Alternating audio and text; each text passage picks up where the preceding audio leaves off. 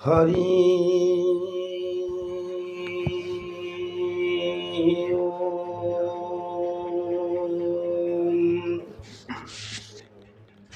हरि ओम। हरि ओम। मन्नाथ श्री जगन्नाथ मद्गुरु श्री जगद्गुरु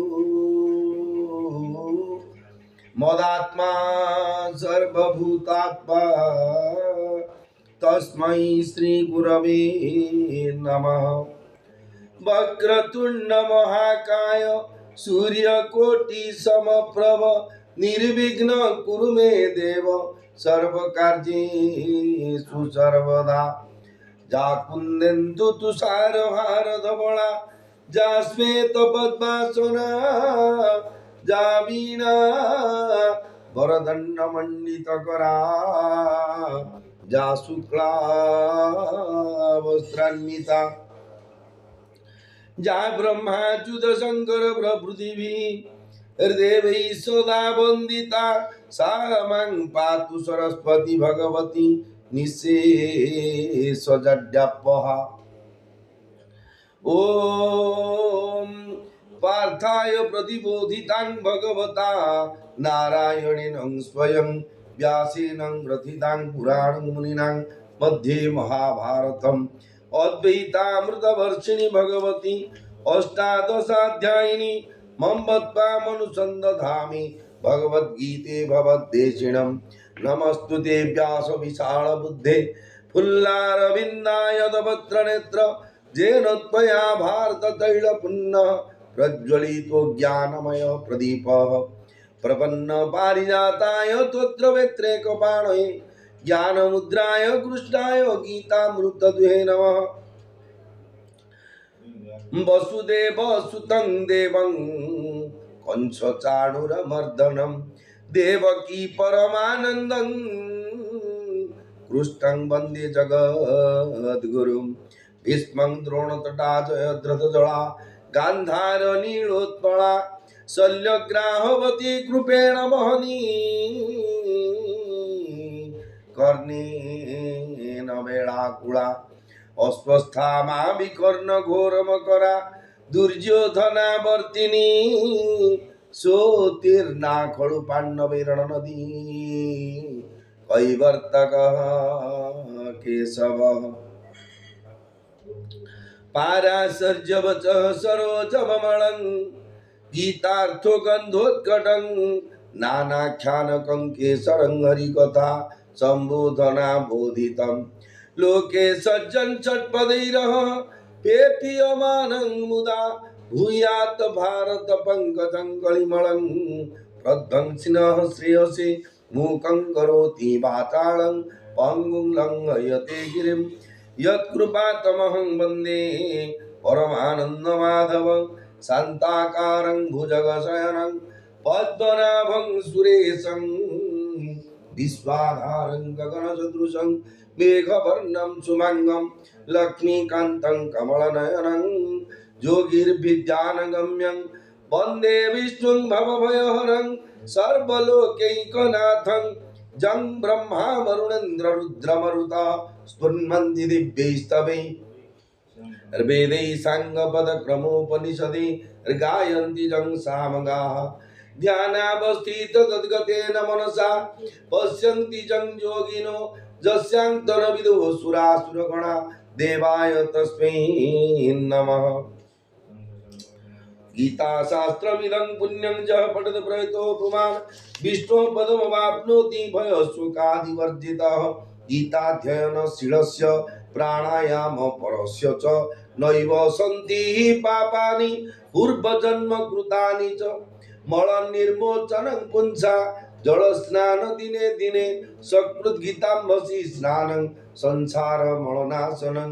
गीतासु गीता कर्तव्या किं मन्ये शास्त्रविस्त्रैः जा स्वयं पद्मनाभस्य मुखपद्माद् विनिः श्रुता।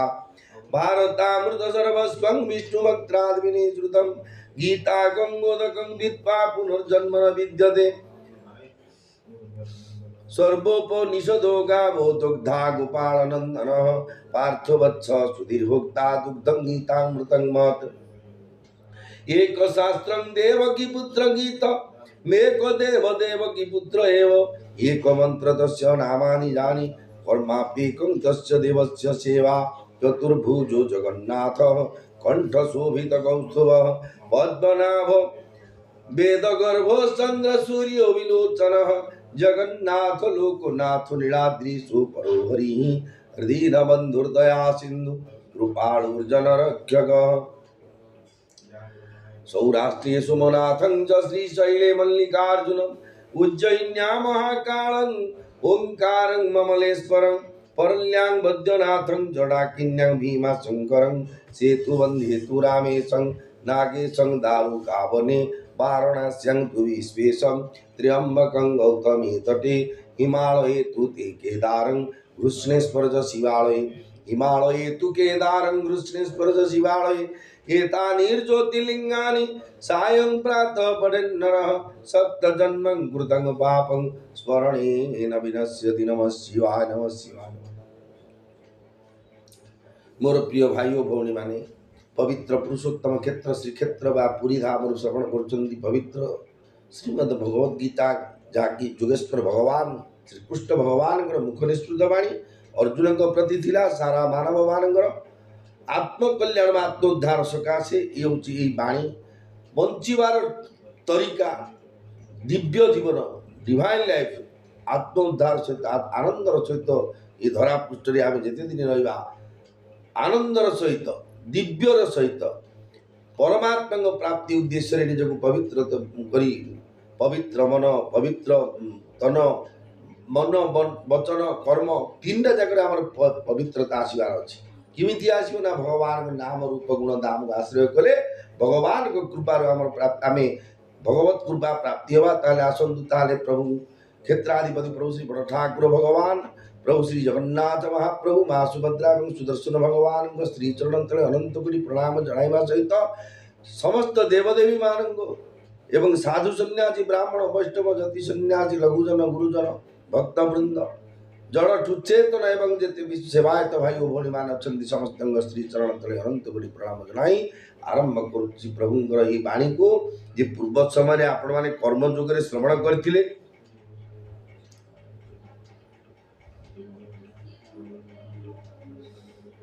कौन ना गोटे जिनिस अच्छी मनरे कर्मेन्द्रियाणि संयम्य जो आस्ते मनसा स्मरण इंद्रियार्थान विमूढ़ात्मा मिथ्याचार सौच्यते जे भगवान कहबार उद्देश्य जे जे कर्मेन्द्रिय मान समस्त इंद्रिय को हठपूर्वक निरोध कर मन में इंद्रिय मान विषय चिंतन करुए से मूढ़ बुद्धि मनुष्य मिथ्याचारी बोलाए बाह्य आडम्बर कथा पड़े पियाज रसुण महापाप आमिष महापाप आम जो कहे हृदय आम डाकुद्वार अच्छी जदि हृदय विचरणा करने को इच्छा थी विभिन्न खाद्य सब इंद्रिय को पोषण कर उद्देश्य रखि मन भितर चिंतन कर बाह्य परित्याग कले से मिथ्याचारी से भगवान कहते जड़े मिथ्याचारी अटे विषय चिंतन करुवा मनुष्यर अधोपतन हुए बोली भगवान पूर्व द्वितीय अध्याय कहते वर्तमान कहते जो व्यक्ति बाह्य भाव अर्थात क्रियात्मक रूपे विषय भोग न करी मन मध्य विषय चिंतन करे से मिथ्याचारी अटे मैंने कार्य न व्यवहार कले मन में चिंता करूँ यहाँ एमती खाई भल होता है के टेस्ट होता सुंदर होती मन जो भावना जहाँ अच्छी गभीर भाव विचार कर देखिले क्रियात्मक रूपे भोग्य बुद्धि विषय भोग करने एवं मन में चिंतन करने मध्य किसी अंतर नहीं उभय प्रकार भोग द्वारा अंतःकरण उपर समान प्रभाव पड़ता है बरं भोग चिंतन द्वारा साधकर अधिक क्षति होता है कारण जो भोग से प्रत्यक्ष रूप पाइपे ना अथवा लोकलज्जा हेतु उपभोग करें ना अथवा उपभोग करने को असमर्थ हुए ताकू मन मध्य उपभोग करने को यथेष्ट सुविधा मिले भगवान कहते हे अर्जुन जस्मिन्द्रियाणि मनसा नियम्यारभ्यते अर्जुन कर्मेन्द्रिय कर्मयोगो मशक्तः सविशिष्यते नियतं कुरु कर्म त्वं कर्म ज्यायो ह्यकर्मणः शरीर यात्रा पीचते न प्रसिद्ध्यत् कर्मणः। जोगेश्वर भगवान श्रीकृष्ण कहते अर्जुन जो मनुष्य मन द्वारा इंद्रिय मान को संयत करी अनासक्त होई निष्काम भाव कर्मेन्द्रिय मान समस्त इंद्रिय द्वारा कर्म जो आचरण करे से ही श्रेष्ठ। निष्काम भाव मन को हठपूर्वक इंद्रिय मान को हठपूर्वक दबे दबा बाह्य जो विषय चिंतन हटई देवाटा सहज कथा नहीं। जदि आप हटई दे टीवी देखिए इच्छा थी लाइट स्विच देखिए बंद करद आप बल नहीं कहवाई मनर चिंता अच्छी टीवीटा अधिक प्रेसर पड़ो माइंड देखी जहाँ था अधिक जेहतु चिंतन माध्यम आप से सुख आस्वादन करेंगे।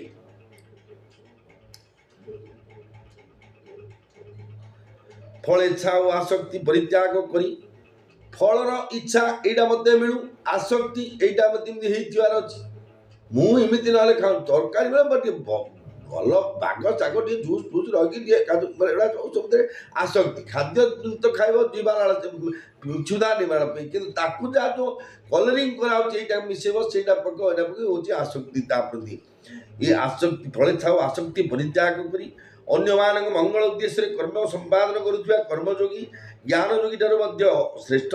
आगामी पंचम अध्याय द्वितीय श्लोक भगवान ज्ञानयोगी ठार कर्मयोगी को श्रेष्ठ बोली कहे। भगवान कहते अर्जुन नियतं कुरु कर्म त्वं कर्म ज्यायो ह्यकर्मणः शरीर यात्रा पीचते न प्रसिद्धेत् कर्मणः यज्ञार्थार्थ कर्मण्यत्र लोकयं कर्म बंधन तदर्थं कर्म कौन्तेय मुक्त संग समाचर। जोगेश्वर भगवान श्रीकृष्ण कहते अर्जुन तुम्हें शास्त्र विधि सम्मत कर्तव्य कर्म कर। देखु ये गोटे कथा विचार को नियंतु जे आमे जो कर्म करुचे प्रकृत शास्त्रीय सम्मत कर्म की आम मन में जब प्रश्न सृष्टि करवा ताले आम कर्म कर ठीक रास्तार अच्छे।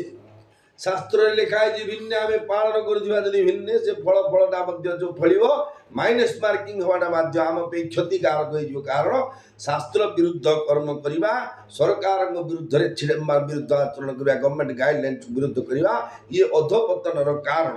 भगवान कहते जे तुम्हें शास्त्र विधि सम्मत कर्तव्य कर्म कर कारण कर्म न करने अपेक्षा कर्म करने श्रेष्ठ एवं कर्म न कले तुम शरीर निर्वाह सिद्ध व संपन्न होना। जणु कह गोटे दोली पकाब ना गोटे चौकटी दिहब खाइबू पीबू पान बीड़ी सिगरेट जहाँ प्रकृति अच्छी ए टू जेड पर्यटन तक दिहब तू खाली से डल चौकी बसतु जिते मलमूत्र लागू जाऊ बसतु आउ कि आगे आसिक के बस पार कारण शरीर को फंक्शन करने कार्यकारी करने आम प्रकृति द्वारा निश्चय किसी ना कि कर्म करने को बाध्य। भगवान श्रीकृष्ण कहते अर्जुन यज्ञ बा कर्तव्य पालन यज्ञ घृत यज्ञ नाम यज्ञ गो यज्ञ अन्न यज्ञ केते प्रकार यज्ञ अच्छी विश्व शांति यज्ञ कि अश्वमेध यज्ञ गोमेध यज्ञ कि केते बाजपेयी यज्ञ विभिन्न प्रकार यज्ञ से यज्ञर प्रकृत ओडिया मीनिंगटा Gita according of the Shrimad Bhagavad Gita रे भगवान जो यज्ञ कथा कहते ये यज्ञर मूल अर्थ हूँ कौन ना कर्तव्य पालन सेल्फ ड्यूटी मत जो कर्तव्य कराई संध्या ब्राह्मण की गुछे महाप्रभु तुम आसो गीता टी भगवान लीला कथा टी पारण कर यह हूँ मो यज्ञ। तेणु कर्म व्यतीत अन्य निज कर्म कर्म नियोजित मनुष्य समुदाय तैरी बांधी हो जाए। तेणु हे कुंती नंदन तुम अनासक्त हो यज्ञ निमित्त कर्म कर। आमे जदि निज स्वार्थ किसी कर्म करवा संसार मंगल चिंता को दूरे ताले से कर्मर फलस्वरूप आमे बंधन में पड़ा। देखु आज्ञा जड़े सरकार गोटे कौन सुविधा आसला जड़े कहला तुम सब पब्लिक डिपार्टमेंट PWD को दे दियो ये सब चाउल की गम आई सब बांटी देवा ଆଚ୍ଛା ସମସ୍ତଙ୍କ ପାଇଁ ବାଣ୍ଟି ଦେବାଟା ଜଣେ ଯଦି ଏକୁଟିଆ ବ୍ୟବହାର କରି ସେ ଚଳୁ କରିଦେଲା ତାର ତ ସିଏ ସରକାର ଦଣ୍ଡରେ ଦଣ୍ଡିତ ହବ ନା ନାହିଁ।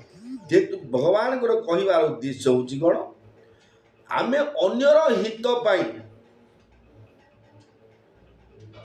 ଅନାସକ୍ତ ହୋଇ କର୍ମ କରିବା ହେଉଛି ଯଜ୍ଞ।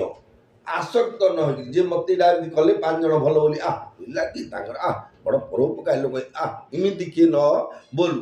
ତେଣୁ ହେ କୁନ୍ତୀ ନନ୍ଦନ ତୁମେ ଅନାସକ୍ତ ହୋଇ ଯଜ୍ଞ ନିମନ୍ତେ କର୍ମ କରିବା ନିଜର କର୍ତ୍ତବ୍ୟ ପାଳନ କର।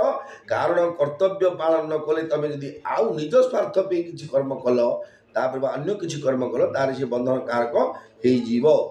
ଯେଉଁ କର୍ମ ଅନ୍ୟମାନଙ୍କ ହିତ ଉଦ୍ଦେଶ୍ୟରେ କରା ନ ଯାଇ ସ୍ୱାର୍ଥ ସିଦ୍ଧି ଉଦ୍ଦେଶ୍ୟରେ କରାଯାଏ ସେହି କର୍ମରେ ମନୁଷ୍ୟ ବାନ୍ଧି ହୋଇଯାଏ। ଯଦି ସେ କର୍ମଟା ୟୁନିଭର୍ସାଲ ଉପକାର ପାଇଁ ନ ହୋଇ ନିଜର ସ୍ୱାର୍ଥ ପାଇଁ ସେଲ୍ଫ ପ୍ଲେଜର ପାଇଁ ଯଦି କରିଛନ୍ତି ନିଶ୍ଚୟ ସେ କର୍ମରେ ଯଦି ଭଲ ଫଳ ଅଛି ଭଲ ପାଇବେ, ମାଇନସ୍ ମାର୍କରେ ଯଦି ମାଇନସ୍ ଫଳଟି ପ୍ରାପ୍ତି ହେବାଟା ସ୍ୱାଭାବିକ କଥା। ତେଣୁ ସାଧନା ମାର୍ଗରେ ଅଗ୍ରସର ହେବା ପାଇଁ ସାଧକକୁ 3ଟି ସିଦ୍ଧାନ୍ତ ସ୍ୱୀକାର କରିବାକୁ ପଡ଼ିବ। ଯିଏ ସାଧକ ଅର୍ଥ ଆମେ ପ୍ରତ୍ୟେକ ମନୁଷ୍ୟ ଜଣେ ଜଣେ ସାଧକ। 3ଟା କଥାକୁ ଆମେ ସ୍ୱୀକାର କରିବାକୁ ପଡ଼ିବ। ପ୍ରଥମ, ଶରୀର ଅଥବା ଅନ୍ୟ କୌଣସି ବସ୍ତୁ ତିଳେ ମାତ୍ର ମଧ୍ୟ ତାର ନୁହେଁ। ଆଜ୍ଞା ଦେଖନ୍ତୁ ଶ୍ରୀମଦ ଭଗବତ ଗୀତା ବାଣୀ ଭଗବାନଙ୍କର କଥା ମୁଁ ଉପସ୍ଥାପନ କରୁଛି। ଅଯୋଗ୍ୟ ବୁଝିଗଲା ମାଙ୍କଡ଼ ହାତରେ ଶାଳଗ୍ରାମ ପଡ଼ିଲା ବେଳେ ମୁଁ ଆଜ୍ଞା ଗୀତା ପାଠ କିଏ ମୁଁ କିଏ, କିନ୍ତୁ ତଥାପି ଆପଣଙ୍କର ଉପସ୍ଥାପନ କରୁଛି। କ'ଣ କହିଲେ ସିଏ ଯେ ଶରୀର ଅଥବା ଅନ୍ୟ କୌଣସି ବସ୍ତୁ ତିଳେ ମାତ୍ର ମଧ୍ୟ ତାର ନୁହେଁ। ଏ ଯୋଉ ଶରୀରଟା ମୋର ନାହିଁ, ମୋ ଯାହା ଜିନିଷ ଅଛି ମୋର ନାହିଁ। କାହାକୁ ଗୀତା ପଢ଼ିବା ଲୋକକୁ ପଚାରିବା ଆଜ୍ଞା ଏଥିରେ ଆପଣ ସହମତି ହବ କି? କେବେ ସିଏ ହେବେନି ଆଜ୍ଞା। କ'ଣ କି ଆଶ୍ଚର୍ଯ୍ୟ ଖଟି ଖୁଟିକିରି କଷ୍ଟ ପଡ଼ି ମୁଁ କରିଛି କେଉଁ ଗୀତାରେ ଲେଖା ହେଲା ମୋର ଶରୀରଟା ମୋର ନାହିଁ। ଆଉ ଶରୀରଟା କ'ଣ ଦାନ ଲୋକ ନା ଗାଁ ଲୋକ? ଟଙ୍କା ପଇସା ମୋର ନାହିଁ କ'ଣ ପଞ୍ଚାୟତର? ସିଏ ନିଶ୍ଚୟ କଥାଟା କହିବେ। ଦ୍ୱିତୀୟ ସ୍ୱୀକାର କ'ଣ, ନିଜ ପାଇଁ ତାର କିଛି କରିବାର ବାକି ନିଜ ପାଇଁ ତାର କିଛି ଆବଶ୍ୟକ ନାହିଁ। ମୋର ଏଇଟା ମତେ ମିଳୁ, ମୋର ମତେ ଏଇଟା ପ୍ରାପ୍ତି ହଉ, ଏ ଯେଉଁ ୱାଣ୍ଟିଂ କେବେ ନିଜ ପାଇଁ ରହିବନି ଯିଏ ସାଧକ। ଏବଂ ନିଜ ପାଇଁ ତାକୁ କିଛି କରିବାର ମଧ୍ୟ ନାହିଁ। ତାର ଏଇଟା ଲୁଗାଟା ସଫା କରିଦେବା, ପ୍ୟାଣ୍ଟଟା ସଫା କରିଦେବା, ଚୁଟି ବନ୍ଧିଆରେ ସାବୁନ ମାରିଦେବା, କି ଏଇଟା ଓଳେଇ ଦେବା, ସେ ଝାଟି ଦେବା, ସେ ପକେଇଦେବା, ଏସବୁ କିଛି କେବଳ ଭଗବତ ଚରଣ ଶ୍ରୀଚରଣରେ ରାଧା ରାଧା ରାଧା ରାଧା କୃଷ୍ଣ କୃଷ୍ଣ କୃଷ୍ଣ ସୀତାରାମ ସୀତାରାମ ତଲ୍ଲୀନ ଭାବରେ ଭଗବାନଙ୍କର ଚିନ୍ତା କରିବା।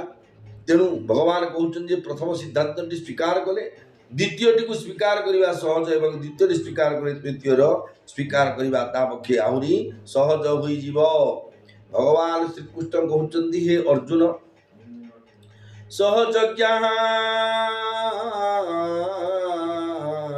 ପ୍ରଜା ସୃଷ୍ଟ୍ୱା ପୁରୋବାଚ ପ୍ରଜାପତି ଅନେନ ପ୍ରସବିଷ୍ୟଦ୍ଭୋ ବେଶ୍ୱୋସ୍ତିଷ୍ଠ କାମଧୁକ୍ ଦେବାନ୍ ଭାବୟତାନେନ ते देवा भावयन्तु वः परस्परं भावयन्तः श्रेयः परमवाप्स्यथ।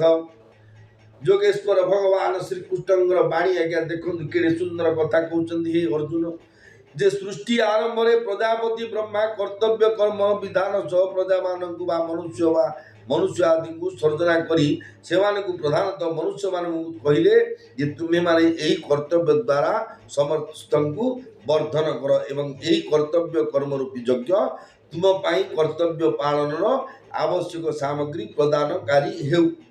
ଯେଉଁ କର୍ତ୍ତବ୍ୟ କଲେ ଏଇଟା ଅନ୍ୟର ଉପକାର ହେବ ଆଉ ଆପଣଙ୍କୁ ମଧ୍ୟ ସବୁ ଜିନିଷ ପ୍ରାପ୍ତି ହେଇଯିବ। ତେଣୁ କାହାବ ଯେଉଁ ଯଜ୍ଞ କରେ କ'ଣ ସବୁ ଯେ ଯେଉଁ ଶୁଭ ସୂଚଠୁ ଆରମ୍ଭ କରି କାଠ ବାଉଁଶ ଯାହା ଲାଗିବ ସବୁ ଯେ ବେନା କାଗଜ ଅଗରା ସବୁ ତାଙ୍କ ପାଇଁ ଆମେ ଯୋଗାଇଲେ କୋଉଠି ହୁଏ ନା ଖାଲିରେ ତ କୋଉଠି ସହଜରେ ଏଇଟାକୁ ହେବନି। ତେଣୁ କହିବାର ଉଦ୍ଦେଶ୍ୟ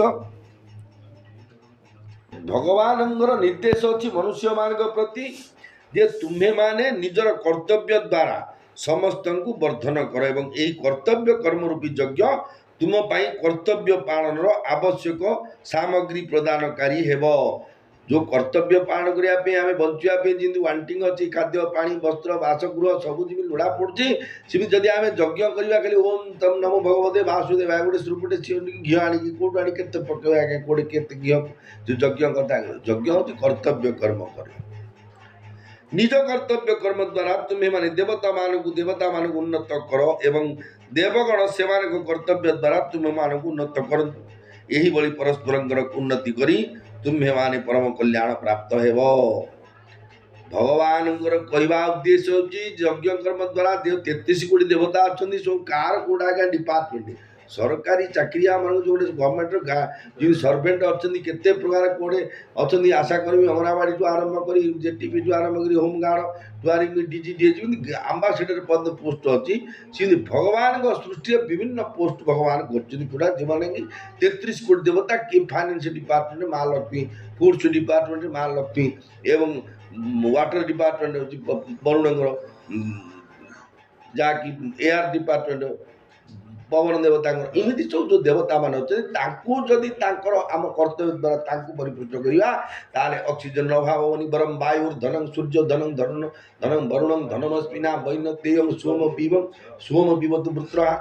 ଆମେ ସିନା ସବୁବେଳେ ଟଙ୍କା ପଇସା ଚିନ୍ତା କରୁଛେ, ସୂର୍ଯ୍ୟ କିରଣର ଅଭାବ ହେଲେ କାହାକୁ କହିବା ଆଜ୍ଞା, ଅକ୍ସିଜେନ ଅଭାବ ହେଲେ କାହାକୁ କହିବା ଆଜ୍ଞା, ପାଣି ଅଭାବ ହେଲେ କାହାକୁ କହିବା ଆଜ୍ଞା। ତେଣୁ ଆମର ମୂଳ ଭଗବାନଙ୍କର କହିବାର ଉଦ୍ଦେଶ୍ୟ ହେଉଛି କ'ଣ,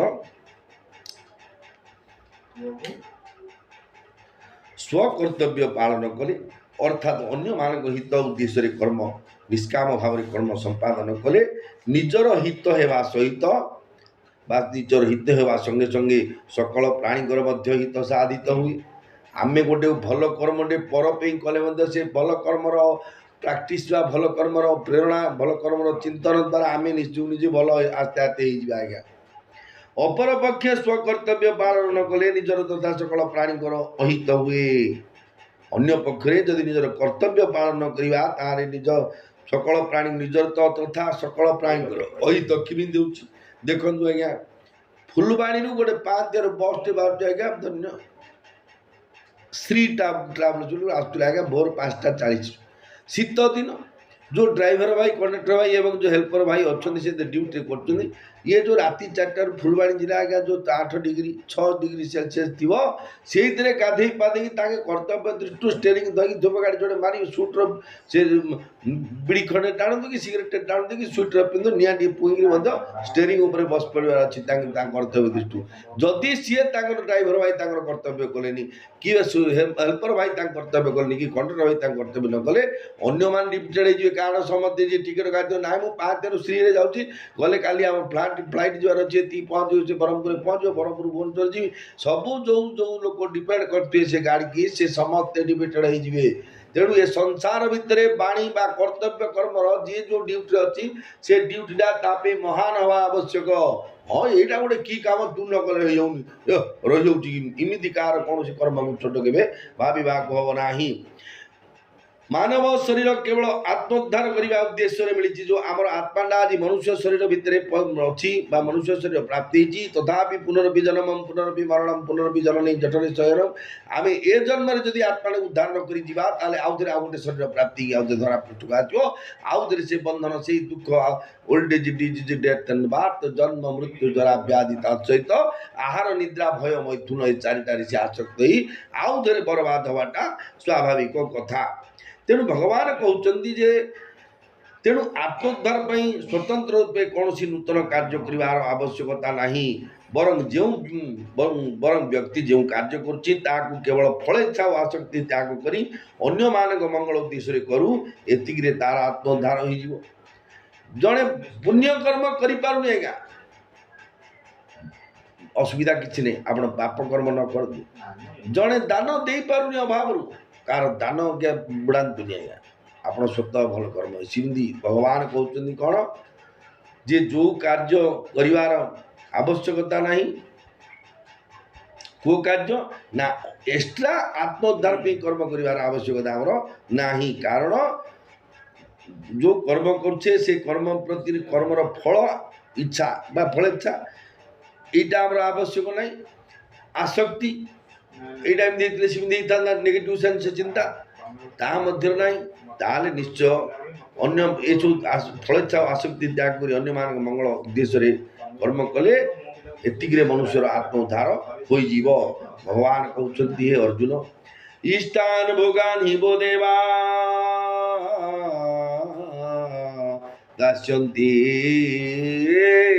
ଯଜ୍ଞ ଭାବିତା ତୈର୍ଦତ୍ତାନ ପ୍ରଦାୟେଭ୍ୟୋ जो भुंक्ते स्तेन एव स। যোগেশ্বর ভগবান শ্রীকৃষ্ণ কହୁଛନ୍ତି ଅର୍ଜୁନ ଯଜ୍ଞ ଦ୍ୱାରା ପୃଷ୍ଠ ହୋଇ ଦେବଗଣ ମଧ୍ୟ ତୁମ୍ଭମାନଙ୍କୁ ନ ମାଗିଲେ ସୁଦ୍ଧା କର୍ତ୍ତବ୍ୟ ପାଳନର ଆବଶ୍ୟକ ସାମଗ୍ରୀ ଦେଉଥିବେ। ସେହି ଦେବଗଣଙ୍କ ଠାରୁ ମିଳୁଥିବା ସାମଗ୍ରୀକୁ ଅନ୍ୟମାନଙ୍କ ସେବାରେ ନ ଲଗାଇ ଯେଉଁ ମନୁଷ୍ୟ ନିଜେ ଉପଭୋଗ କରେ ସେ ନିଶ୍ଚିତ ରୂପେ ଚୋର। ଦେଖନ୍ତୁ ଆଜ୍ଞା ଗୋଟେ ବିଲରେ ଗୋଟେ ଧାନ ଏ ବର୍ଷ ତ ବର୍ଷା ନାହିଁ ଆଉ ଧାନ କ'ଣ ହବ ଆଜ୍ଞା? କାରଣ ଧାନ ହେବା ପାଇଁ ଖାଲି ବର୍ଷାଟାରେ ହେଇଗଲେ ଧାନ ହେଉଥିଲେ ତା ପାଇଁ ଆଉ କିଛି କିଛି ଆବଶ୍ୟକ ମାଟିର ଆବଶ୍ୟକ, ପାଣିର ଆବଶ୍ୟକ, ଚନ୍ଦ୍ର କିରଣର ଆବଶ୍ୟକ, ତାର ଶୀତଳତା ଆବଶ୍ୟକ, ଗରମ ଆବଶ୍ୟକ, ମାଟିର ଉର୍ବରତା ଆବଶ୍ୟକ, ତା ପାଇଁ ସାର ପିଡ଼ିଆ ଆବଶ୍ୟକ, ସାର ବା ପିଡ଼ିଆ ଫର୍ଟିଲାଇଜର ଆବଶ୍ୟକ, କେତେ ଜିନିଷ ହେଲେ ଆଜ୍ଞା ପରିପୃଷ୍ଟ ହେଉଛି। ତେଣୁ ଭଗବାନ କହୁଛନ୍ତି କ'ଣ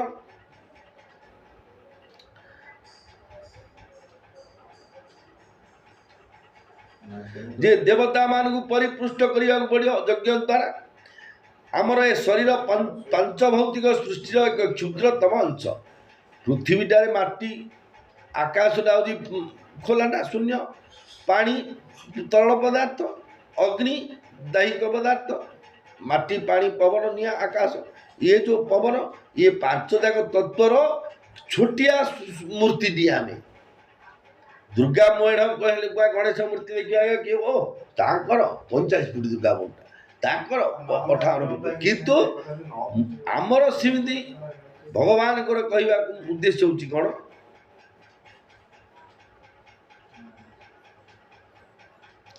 ଯେ ପଞ୍ଚଭୌତିକ ସୃଷ୍ଟିର ଏକ କ୍ଷୁଦ୍ରତମ ଅଂଶ, ଛୋଟିଆ ପାର୍ଟ। ତେଣୁ ଆମର ସ୍ଥୂଳ ଶରୀର, ସୂକ୍ଷ୍ମ ଶରୀର ଓ କାରଣ ଶରୀର ସଂସାରର ଅଙ୍ଗ ତଥା ସଂସାର ପାଇଁ ଉପଯୋଗୀ ଅଟେ। ଶରୀର ଆମ ସ୍ୱରୂପ ପାଇଁ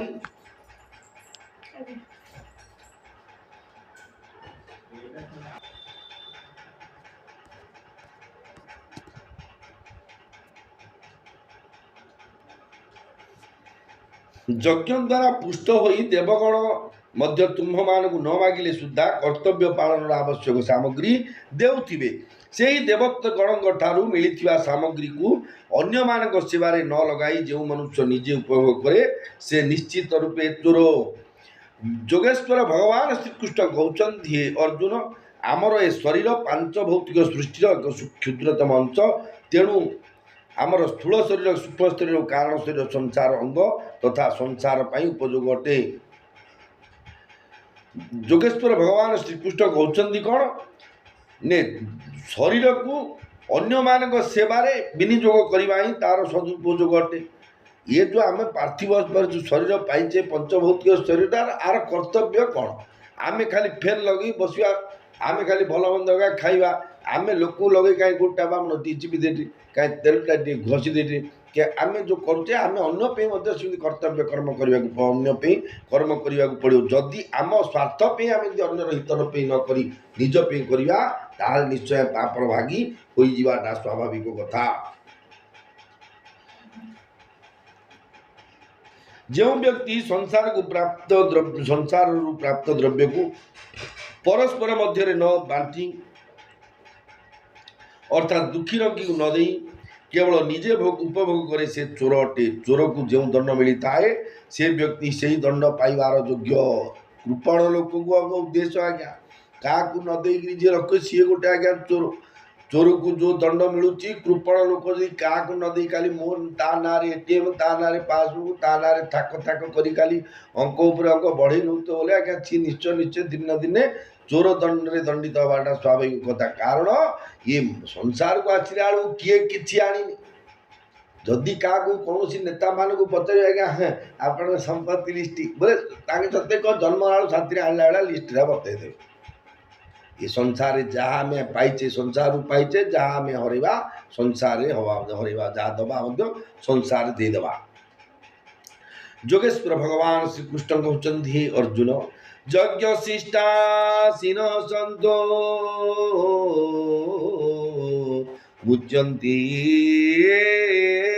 ସର୍ବ କିଳି ବିଷୟୀ ଭୁଞ୍ଜନ୍ତେ ତେ ତ୍ୱଗଂ ପାପା ଯେ ପଞ୍ଚତ୍ୟାତ୍ମ କାରଣାତ୍। ଯଜ୍ଞାବଶେଷ ବା ଯୋଗ ଅନୁଭବ କରୁଥିବା ଶ୍ରେଷ୍ଠ ମନୁଷ୍ୟ ସମସ୍ତ ପାପରୁ ମୁକ୍ତ ହୋଇଯାଆନ୍ତି। किंतु जो माने केवल निज पाई पाक करती अर्थात निज पाई सब कर्म करती से पापी लोके केवल पाप ही भक्षण करती। कामना ही सब पापर मूल कारण। मनरे कामना रखी स्वार्थ उद्देश्य कौन कर्म करने पाप वा बंधन अटे। आम मनरे गोटे कामना करम जनक द्वारा गोटे काम कर आकू डाकी कहीदा आम मन ना बाबुली बाबा कम पैसा तो कौन जाऊँ उलाटा सीटा आम अन्य विचार मन माइंड आम निज मस्तिष्क भितर माइंड पूरा सेट कर को चिटिंग कर भगवान कहते कौन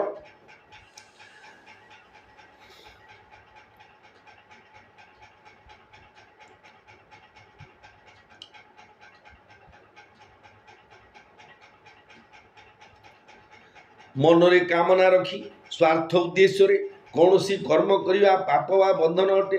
अच्छा ये दीटा किए को भाई भौणी मैंने जिते गीता शुणुच्च जदि आपण मैंने जदि गृही लोक होते निश्चय मत कहतु जे प्रकृत मन में आप जो कर्म कर कामना आपणकर ना निजर किसी स्वार्थ ना देखिए साधारण माँ भौणी घर भितर पिठा करते खाऊ खाऊ किए खाइले हांडीए बिरी बतुरेली हांडीए चाउल कली गोटे गढ़ीटे बाजी था मो भाग किए कहीं मो पेट किए चाहिए लोक घर भितर सामाजिक चालचलन प्रभाव व्यवहार हो तार कहबार उद्देश्य जहाँ संसार पाइच समस्त बांटिक आम व्यवहार करवा आमर कर्तव्य एवं निस्वार्थ भाव में अन्य मान हित उद्देश्य कर्म संपादन करने पुण्य अटे। पुण्य कौन ना निस्वार्थ भाव में जमी रथयात्रा समय स्वार्थ नथा कि पानी स्प्रे कर स्ट्रेचर रे बही नौ किए 108 आम्बुलांस लगे किए उपमा तरकारी की गुगुनी तरकारी कर बांटुची किए कला ठंडा पानीय जल किए कर हालुआ किए भात डालमा जो कर निस्वार्थपर इमिति कर्म कले कौन ये पुण्य फल प्राप्ति हो जाए।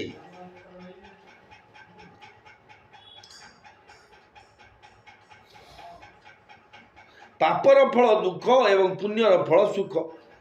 जड़े दुख पाँच जाना पड़े सी निश्चय किसी पापर फल भोग कर जड़े सुखर अच्छे निश्चय से पुण्यर फल भोग कर जड़े चाकरी कर बड़ बड़ अफिसर अच्छी भाव जे पाठशाठ पढ़ी आपको चाकरी कर भोग विलास मिली भाव क्या मिछ जेते आम जानते कष्ट न पड़ी चाकरी बाकरी सहज मिले से पाठशाठ निश्चय पढ़े योग्यता अच्छी सरकार स्किल एंड टाइम दक्षता समय देखिए सरकार ये दरमा खंड ये भावना जमी अच्छी कि भगवान कहते स्वार्थ भावना निज कर्म कर व्यक्ति जीवन दुखमय होता स्थले अन्य मान कर्म कर निस्वार्थपर व्यक्ति सुखरे जीवन कटाती।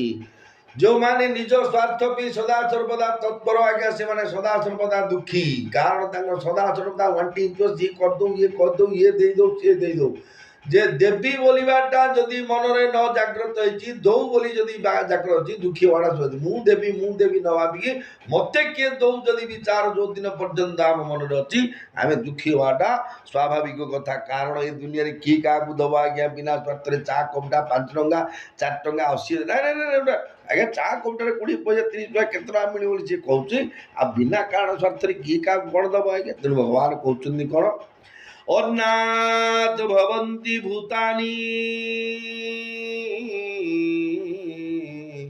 पर्जन्यात् अन्न संभव यज्ञात् भवति स पर्जन्यो यज्ञः कर्म समुद्भव कर्म ब्रह्मोद्भवं विधि ब्रह्माक्षर समुद्भवम् तस्मात् सर्वगतं ब्रह्म नित्यं यज्ञे प्रतिष्ठितम्। जोगेश्वर भगवान श्री कृष्ण ये मुख निस्तृत वाणी देखो केड़े सुंदर कथा किमिति सृष्टि जी वर्षार पानी खेल दोली रे भाई पानी खेल दोली पिला बेले पढ़ी गोटे साइकोलन जो कराउची रिसाइकोलन किमिति सृष्टि होउची ठीक से भगवान कहते अर्जुन ये जगत रे जेते प्राणी अछंती समस्त प्राणी अन्नरु ही उत्पन्न हुअंती। अन्न वर्षा रु उत्पन्न हुए वर्षा यज्ञ रु हुए एवं यज्ञ कर्मरु निष्कर्ण हुए यज्ञ कर्मरु निष्पन्न हुए कर्म वेद रु उत्पन्न होइछि ଏବଂ ବେଦ ଅକ୍ଷର ବ୍ରହ୍ମରୁ ପ୍ରକଟ ହୋଇଛନ୍ତି ବୋଲି ତୁମେ ଜାଣି ରଖ। ତେଣୁ ସର୍ବବ୍ୟାପୀ ପରମାତ୍ମାଙ୍କ ଯଜ୍ଞରେ କର୍ତ୍ତବ୍ୟ କର୍ମରେ ନିତ୍ୟ ସ୍ଥିତ। ତେଣୁ ସର୍ବବ୍ୟାପୀ ପରମାତ୍ମା ଯଜ୍ଞ କର୍ମରେ ବା ସ୍ୱକର୍ତ୍ତବ୍ୟ କର୍ମରେ ସଦା ସର୍ବଦା ନିତ୍ୟ ସ୍ଥିତ ରହନ୍ତି। ଯୋଗେଶ୍ୱର ଭଗବାନ ଶ୍ରୀକୃଷ୍ଣଙ୍କର ଏହି ମୁଖନିସୃତ ବାଣୀ ଭଗବାନ ତୃତୀୟ ଅଧ୍ୟାୟରେ କହୁଛନ୍ତି। ବର୍ତ୍ତମାନ କର୍ମଯୋଗ ଚାଲିଛି। ଆମେ ଗାଡ଼ି ପଛପଟେ ଲେଖିଛନ୍ତି କର୍ମ ହିଁ ଭଗବାନ। ସତ୍ୟକି ଗୀତାଟା ପରଫେକ୍ଟ କିଏ ଗୋଟେ କହିଦେଇଛି ନା, ଯିଏ ଧୈର୍ଯ୍ୟତା କଥା ପ୍ରସଙ୍ଗ ସବୁ ଅଭ୍ୟାସ ଗୋଟେ କହିବାର ଗୋଟେ ଲେଖିଛନ୍ତି କର୍ମ ହିଁ ଭଗବାନ। ପିତାମାତାଙ୍କ ଆଶୀର୍ବାଦ ମୁଁ ଫେରିଲେ ତୁମର, ଏମିତି ଲେଖୁଛନ୍ତି। ପ୍ରକୃତରେ ପିତାମାତାଙ୍କ ଆଶୀର୍ବାଦ ସମସ୍ତଙ୍କୁ ଏଇଟା ଜାଣିଛନ୍ତି, କି ଲେଖିବାର କ'ଣ ଆବଶ୍ୟକ ଅଛି ବୋଲେ ନିଶ୍ଚୟ ଭାବିବାକୁ ପଡ଼ିବ। ଯେ ତାଙ୍କେ ତାଙ୍କ ନାମକୁ ଭକ୍ତି କରୁଛନ୍ତି, ଆଉ କିଏ କାହାର ନାମକୁ ଭକ୍ତି କରୁନାହାନ୍ତି। ଉଦ୍ଦେଶ୍ୟ ତା ସାର୍ବଜନୀନ ଯୋଉଟାକି ସମସ୍ତଙ୍କ ପାଇଁ ଅଲ୍ ଆର୍ ଇକ୍ୱାଲ୍, ସେଇଟା କରିବାକୁ ଲେଖିବାକୁ କିଛି ଆବଶ୍ୟକ ନାହିଁ। ତେଣୁ କହୁଛନ୍ତି କ'ଣ ନା ଏବଂ ପ୍ରବର୍ତ୍ତିତଂ ଚକ୍ରଂ ନାନୁବର୍ତ୍ତୟତି ହଜ ଅଘାୟୁରିନ୍ଦ୍ରିୟାରାମ ମୋଘଂ ପାର୍ଥ ସଜୀବତି। ଯୋଗେଶ୍ୱର ଭଗବାନ କୃଷ୍ଣ କହୁଛନ୍ତି ହେ ପାର୍ଥ, ଯେଉଁ ମନୁଷ୍ୟ ଇହଲୋକରେ ପରମ୍ପରାକ୍ରମେ ପ୍ରଚଳିତ ଏହି ସୃଷ୍ଟିଚକ୍ର ଅନୁସାରେ ଆଚରଣ କରେ ନାହିଁ। ପରମ୍ପରାର ଯେଉଁ ପ୍ରଚଳନ ଅଛି ସେ ସୃଷ୍ଟିଚକ୍ର ଅନୁସାରେ ଯେଉଁମାନେ ଆଚରଣ କରୁନି, ଇନ୍ଦ୍ରିୟମାନଙ୍କ ଦ୍ୱାରା ଭୋଗ ଉପଭୋଗ କରୁଥିବା ସେହି ଅଘାୟୁ ବା ପାପୀ ମନୁଷ୍ୟ ସଂସାରରେ ଅକାରଣରେ ବଞ୍ଚି ରହେ। ଗୋଟେ ଗାଁରେ ଭୋଜି ଦେଇକି ନାମ କୀର୍ତ୍ତନରେ ଯଦି କରାହେଇଥିବ, ତାଙ୍କୁ ଯଦି ଜାଣ ଡାକ ସେ ବାବୁଲି କେନ୍ତା ଡାକ କୋ ତାର ଅପରେସନ୍ ଅଛି ନା କ'ଣ ଅଛି, ତୁଛା ଆସିବ ଖାଇବ ପିଇବ ନୋଇବା ଟିକେ ନାଇଁ ତ ନାଁ ଧରନା ଓଡ଼ା ହେଉଛି ନା ନାଇଁ ଆଜ୍ଞା। ସେମିତି ଏଇ ଘଟଣାଟା ଯେମିତି ଭଗବାନ କହୁଛନ୍ତି ଯେ ଯେଉଁମାନେ ପାପୀ, ଯେଉଁମାନେ ପାପୀ ମନୁଷ୍ୟ ସେମାନେ ଏଇ ଯେଉଁ ସଂସାରରେ ଅକାରଣରେ ବଞ୍ଚି ରହିବେ, ଯେହେତୁ ତାଙ୍କେ କାହାର ଉପକାରକୁ ଆସନ୍ତିନି ଆଜ୍ଞା। ଯେହେତୁ ଆମେ ସମସ୍ତେ ଜାଣିଛେ ଯେ ଯେତେ ଯାହା ଘରେ ଯେତେ ଧନୀ ହଉ ଗରିବ ହଉ କି ଅଭାବ ମଧ୍ୟବିତ୍ତ ଶ୍ରେଣୀର ପରିବାର ବ୍ୟକ୍ତି ବିଶେଷ ହୁଅନ୍ତୁ, ଯାହା ଘରେ ଯେଉଁ ଜିନିଷ ଆମେ ବ୍ୟବହାର କରୁଛେ ଦେଖୁଛେ ଆସବାବ ରୂପରେ ଅଛି ବା ଥିଲା ବା ଅଛି ମିଳିବ, ଏସବୁ ଜିନିଷ ଅନ୍ୟମାନଙ୍କ ତ୍ୟାଗରେ ଆମକୁ ମିଳିଛି। ସିଲିଂ ଫ୍ୟାନ୍ଟା ଗୁଡ଼ୁଗୁଡ଼ୁ ହେଇ ବୁଲୁଛି, ଆମେ କରିଛେ ନା। କରେଣ୍ଟ ସପ୍ଲାଇ ଅଛି, ଆମେ ଖୋଳିଛେ କରିଛେ କରେଣ୍ଟ ରାସ୍ତାଟାକୁ ନାହିଁ। ସାର୍ଟଟେ ପିନ୍ଧେ ତାର ବଟନ ମଧ୍ୟ ଆଜ୍ଞା ଆମେ କରିନେ, ସିଲେଇନେ ମଧ୍ୟ। ତେଣୁ କହିବାର ଉଦ୍ଦେଶ୍ୟ ଆମକୁ ଯଦି ସୁଖ କିଏ ଦେଉଛି, ଆମେ ମଧ୍ୟ ଆମେ ଅନ୍ୟର ସୁଖର କାରଣ ଯଦି ହେବା, ନିଶ୍ଚୟ ସୁଖ ପ୍ରାପ୍ତି ଆମକୁ ସ୍ୱାଭାବିକ ହେବ। ଦିଆକୁ ଦିଆ ଅଦିଆକୁ ଦ୍ୱାର ଦିଆ କଥା କି ସିଏ ଆମକୁ ଡାକିଛି ଭୋଜିକି ତାକୁ ଡାକିଛି ବାବୁଲି ଆମକୁ କେତେ ବୋଦା ପକା ଭୋଜି କଲା ହେଠି ମଙ୍ଗଳବାର ଯୋଗୁଁ ଘୋଡ଼ା ଦେଇ ମା ପୁଟେ କେତେ କାହାକୁ ଡାକିଛି ହେଇଠି ଦେଖୁଛୁ ତାର ସଙ୍ଗାତ ହୋଇତ କେଉଁ କାଳେ କିଏ ଚିହ୍ନି ସେ ପିଲାକୁ ଡାକିଲା, ଆଳି ମାଳିପୁଅକୁ ଡାକିଲା, ମୋତେ ଡାକିଛି। ଯେଉଁ ମନର ଭାବନା ଅଛି, ଏ ଭାବନାଟା ଆଜ୍ଞା ଆମ ପାଇଁ ଆତ୍ମ ଉଦ୍ଧାରର କାର୍ଯ୍ୟକାରୀ ହୁଏନି। ଆମେ ପାପୀ ହେଇଯାଉ, ଯେହେତୁ ଆମେ ପର ଉପକାର ନ କରି ନିଜ ସ୍ୱାର୍ଥ ପାଇଁ ଲାଗୁଛି। ଯେଉଁଦିନ ଆମ କର୍ତ୍ତବ୍ୟ କର୍ମ, ଏବେ ଯେମିତି ଗୋଟେ ପ୍ରେମାନନ୍ଦ ମହାରାଜଙ୍କ ପାଖକୁ କୋହଲି ଭାଇ ଯାଇଥିଲେ, ଯେଉଁ ଆମର ଭାରତର ଜଣେ ବେଷ୍ଟ କ୍ରିକେଟ ପ୍ଲେୟାର, ତାଙ୍କ ଧର୍ମପତ୍ନୀ ଧରି ଯାଇଥିଲେ। ସେ ତାଙ୍କୁ ପ୍ରେମାନନ୍ଦ ମହାରାଜ କହିଲେ ଗୋଟେ କଥା, ଦେଖନ୍ତୁ ଆପଣ ଖେଳୁଛନ୍ତି ଏ ଖେଳ, ଏ ଖେଳରେ ଆପଣ 100 ରନ୍ କରନ୍ତୁ କି 200 ରନ୍ କରନ୍ତୁ, 500 ରନ୍ କରନ୍ତୁ, କିନ୍ତୁ ଏ ଖେଳଟା ନିର୍ଭର କରୁଛି ଆପଣଙ୍କର ଖେଳ ଦ୍ୱାରା ହରାଜିତଟା ସାରା 130-135 କୋଟି ଲୋକଙ୍କ ଉପରେ ନିର୍ଭର କରୁଛି ଆପଣଙ୍କ ସେ ଯେଉଁ ଖେଳର ପ୍ରଦର୍ଶନଟା। ତେଣୁ ଆପଣ ଯେଉଁ କର୍ମ ଖେଳୁଛନ୍ତି ଭାବନ୍ତୁ, ମୁଁ ଅନ୍ୟମାନଙ୍କର ମଙ୍ଗଳ ପାଇଁ, ଅନ୍ୟମାନଙ୍କ ସୁଖ ପାଇଁ ମୁଁ ଖେଳୁଛି। ଏଥିରେ ଖେଳରେ ହରା ହେଲେ ବା ଜିତା ହେଲେ ମୁଁ ପ୍ରଶଂସାର ଯୋଗ୍ୟ ନୁହଁ, କି ମୁଁ ହାରିଲେ ମଧ୍ୟ ନିନ୍ଦା ପାଇବାର ଯୋଗ୍ୟ ନୁହଁ, କାରଣ ମୁଁ ମୋ କର୍ତ୍ତବ୍ୟ କର୍ମ ମୁଁ କରୁଛି। ହେ ଭାଇ ଓ ଭଉଣୀମାନେ, ମୂଳ ଉଦ୍ଦେଶ୍ୟ ହେଉଛି ଭଗବାନଙ୍କର ଯେ ପ୍ରକୃତରେ ଆମେ ସଂସାରକୁ ଆସିଛେ, ଆମେ ସବୁ କ'ଣ କରିବା ନା ନିଜର କର୍ତ୍ତବ୍ୟ କର୍ମ କରିବା। ତେଣୁ ଭଗବାନ କହୁଛନ୍ତି ଯେଉଁ ବ୍ୟକ୍ତି ଲୋକ ମର୍ଯ୍ୟାଦା ଓ ଶାସ୍ତ୍ର ମର୍ଯ୍ୟାଦା ଅନୁସାରେ ସ୍ୱକର୍ତ୍ତବ୍ୟ ପାଳନ କରେ ନାହିଁ, ଗୋଟେ ଲୋକାଚାର ଶାସ୍ତ୍ରାଚାର, ଲୋକରେ କଥା ଗୋଟେ ଅଛି, ଶାସ୍ତ୍ରରେ ଲେଖା ହେଇଛି ଗୋଟେ କଥା, ଏ ଦୁଇଟା ଯାକ ସହିତ ତାର ଏ ସଂସାରର ବଞ୍ଚି ରହିବା ଯେଉଁ ପାଳନ ଯଦି ନ କରୁଛି, ତାହେଲେ ଏ ସଂସାରରେ ବଞ୍ଚି ରହିବା ତାର କୌଣସି ଅଧିକାର ନାହିଁ। କାରଣ ସେ ଯଦି ସୁଚାରୁ ରୂପେ ସ୍ୱକର୍ତ୍ତବ୍ୟ ପାଳନ ନ କରେ, ତେବେ ସମଗ୍ର ସଂସାରର ଅପକାର ହୁଏ। ଜଣେ ବି ଏ ଇଣ୍ଡିଭିଜୁଆଲ ସାରା ବିଶ୍ୱରେ ସର୍ବେ ଭବନ୍ତୁ ସୁଖିନଃ ସର୍ବେ ସନ୍ତୁ ନିରାମୟା, କାହିଁକି କିଏ କଥାଟା ଉଚ୍ଚାରଣ କରିଥିଲେ ବ୍ରାହ୍ମଣମାନଙ୍କ ମାଧ୍ୟମରେ, ବେଦ ମାଧ୍ୟମରେ, सुसरल उपचार देखु सर्वे भवन्तु सुखिन जदि समस्ते सुखी न हे रात्रि जदि किए दुखी अच्छी कबाड़ बाड़ी मागिब ना घर चोरी कर बोमा फुक दाँड़े बामण कन दे बोली सी दुखी अच्छी बोले सर्वे भवन्तु सुखिन सर्वे सन्तु निरामया आमय अर्थ रोग जब समस्ते निरोग न हो राति घटे आप शोथे कौटे आसिक ना भोजी भात कर भोजी सरची घरे बंधुबांधव सब अच्छे 108 आम्बुरी दुआर लगे डिस्टर्बेन्स है ना आप भोजी कलबल है ना जेहतु 108 आम्बुलेंस घटके जोगे आप भोजी हो भात हो नाटक मांगी से विपर्य सर्वे भवन्तु सुखिन सर्वे सन्तु निरामया जदि जड़े रोगी हेले तापी आम्बुलेंस चार्ज ड्राइवर तापी हेल्पर तापी गोटे फार्मासीस्ट तापी गोटे अटेंडर एतिक हेले सी गाँ को आज कोपटे आस कोपटे दुष्टुनी आम जाणु नुआ लोक सी जो कहीकि जो आसवे केते परेशान हवा पड़ो आगे अनुमान करूँ तेणु भगवान को बाणी लेके सर्वे भवन्तु सुखिन सर्वे सन्तु निरामया सर्वे भद्राणी पश्यन्तु आम कोटे जदि माने जोटा को इंडिसेंट यूज करते जो अनपार्लियामेंट्री वार्ड जो कहती अश्लील शब्द व्यवहार करुचे यहाँ आमको जो किए आम प्रति कले आमको भल लगुनि आम कले अन्य को भल लगे ना अन्य मन दुख बा कष्ट जी कि लज्जित तेणु कहले सर्वे भवन्तु सुखिन सर्वे सन्तु निरामया सर्वे भद्राणि पश्यन्तु मां कश्चित् दुख भाग भवेत् किए केतेबेले कौनसी परिस्थिति दुखर भागीदार न हुवन्तु केड़े सुंदर वाणी आज्ञा भगवान ब्राह्मण मानकर मुख निस्तृत वाणी भगवान को प्रति हे प्रभु ये प्रकार सर्वे भवन्तु स्वस्ति प्रजाभ्यो परिपालयन्तां न्यायेन मार्गेण मही महिषा न्याय अनुसार मही और महिषा पृथ्वी महिषा राष्ट्र जी प्रधान जी ऑनरेबल प्राइम मिनिस्टर कहते ऑनरेबल प्रेसिडेंट महोदया कहतु सर्व एमाने होचंदी ऑनरेबल जी कि आम राष्ट्र मूल स्वस्ति प्रजाभ्यो परिपालयन्तां न्यायेन मार्गेण मही महिषा गो ब्राह्मणेभ्यो शुभमस्तु नित्य गाई और ब्राह्मण द्वारा शुभ प्राप्ति हुए गाई के सेवा करिए ब्राह्मण को खाइबा को देवे ब्राह्मण को सेवा करे शुभ प्राप्ति गो ब्राह्मण शुभमस्तु नित्य लोका समस्ता सुखिनो भवन्तु जेते लोक अछन सब सुखी होंतु काले वर्ष दु पर्जन्य बोले ठीक प्रेजेंट जो टाइम रे वर्षा रे हवा कथा आवश्यक से समय रे हो रोईवा को सब रेडी कर तली पकड़ तलिया पड़ा हाथ वर्षा होला कौन अच्छी काले वर्ष पर्जन्य पृथ्वी शस्यशालिनी ये पृथ्वीटा शस्यशालिनी हेल्ले तो आमको किए सुरक्षा देख बॉर्डर समस्त भाई मान कथा जी बोलते वीर जवान वीर सैनिक देश मातृका सब अच्छा आम जी जो बॉर्डर को जाइने आम कौन वीर जवान जाऊने आम कौन प्रकृत आमको शहीद न करूँ किए आमको सम्मान न करूँ कि आमर जो कृषक भाई मैंने अच्छा जो मैंने आसिस्ट कर जो खाद्य उत्पादन कर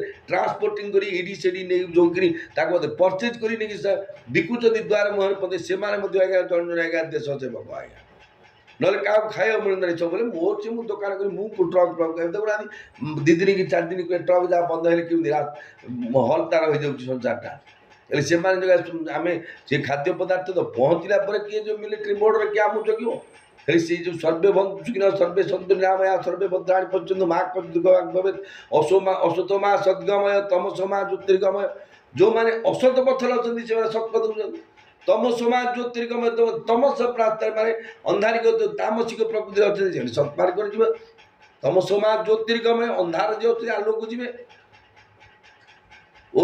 असतोमा सद्गमय तमसोमा ज्योतिर्गमय मृत्युर्मांग अमृतंगमय जो माने मृत्यु मुखरे पड़ुचे आम से अमृत तत्व प्राप्ति होती देखो आज्ञा ब्राह्मण मानकर प्रति भगवान कृपार ये हूँ गोटे जो उदाहरण स्वरूप कहली गोटे भगवान कृपार गोटे माध्यम जहाँ माध्यम आम गोटे श्लोक द्वारा विश्व ब्रह्मांड में पुरोहित बोली कहते ये श्लोकटा गाइले जी पालुची गाँची अनुमोदन करुच्ची आ द्वारा जी निजक मैनेज करुच्ची जीवन लाइफ स्टाइल तार बचाऊँच जी तार लाइफ भितर पालन करी एक्चुअली जो कहते प्रकृत जड़े ब्राह्मण सी जड़े साधु और सी जड़े सन्यास सी जड़े महापुरुष ये विचार कारण समस्त यूनिवर्सल प्रार्थना यूनिवर्सल दुख करवा यूनिवर्सल सुख प्राप्ति चिंता करवा व्यक्ति विशेष आज्ञा कम जी नेता पहले तुंडे कहीदे ना किए कौ क्या कौटे सब किए करजे निज चिकड़ स्वार्थ कली जुग मनुष्य आज्ञा आम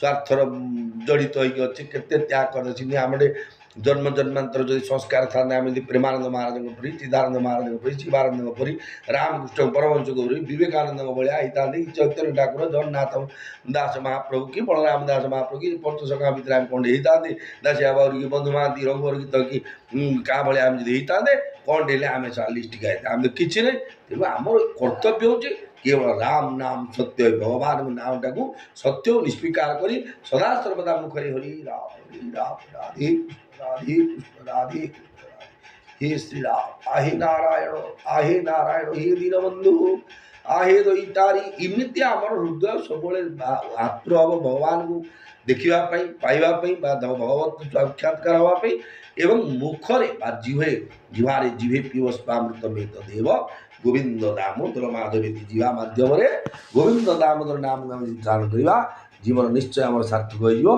ये हूँ गीतार महन महान उपदेश मोर भाई भौणी मैंने देखो आज्ञा जड़ा कथा कहले कथार तू जो तो शिशु कर तोरी माता सुनई मुदित मुनि पितुरी माता छोट पिलाटे टुकुल टुकुल कहूँ तार भल हो उच्चारण हो कि न हो ताटा जिन शुणा आग्रह हमें समस्ते मोर बाणीटा आप भाव गोटे छोट पिलाटा जड़ाटे गोटे पापा पापा कहूँ शुणु भगवान को विश्वास करूँ भगवान बाणी की विश्वास करूँ प्रेमानंद महाराज श्रीचरण निजक समर्पित कर दिंतु बाणी शुणु दीक्षा नियंतु उपदेश नियंतु जीवन को साकार साकार कर दिंतु कारण परम पूज्य प्रेमानंद महाराज जी की विश्वर गुरु वर्तमान अच्छा इमितिकार भगवान को प्रेरणा अनुसार जो कहती जहाँ जन्म हरिभक्त कहाई बर्तमान सी हरिभक्त होती वर्त पृष्ठ कि मनुष्य रूप थे हरि भक्त हिसाब से हरि कथा समस्ती चेतई जावाई तेणु श्रीचरण तले अनंत गुड़ी प्रणाम जन अधम आज गीतार बाणी को विश्राम दूसरी पुणी आगामी समय